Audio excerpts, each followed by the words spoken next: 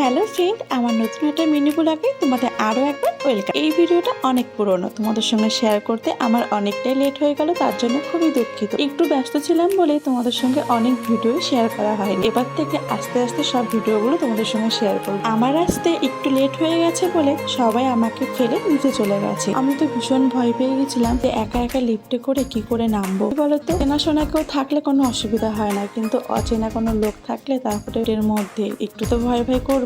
মা সবসময় বলতো মেয়েদেরকে দুর্বল হলে চলবে না, মেয়েদেরকে সাহসী হতে হবে। মনে সাহস নিয়ে লিফটের মধ্যে একা একাই ঢুকে নিচে নেমে চলে আসলাম। আমাদের সঙ্গে আরেকটা জিনিস শেয়ার করছি, আজকে আমরা যাচ্ছি উদয়পুরে স্নান করতে। দীঘাতে এবার আসলে একসঙ্গে জগন্নাথ ঠাকুরকেও দর্শন করা হয়ে যাবে। দীঘাতে দেখো পুরীর মন্দির হচ্ছে, আস্তে আস্তে অনেকটাই হয়ে এসছে, আর কিছু বাকি আছে। একটু তো বেশ লাগছিল, এত ভালো লাগছিল না কি বলবো, তাই ভাবলাম তোমাদের সঙ্গে শেয়ার করি।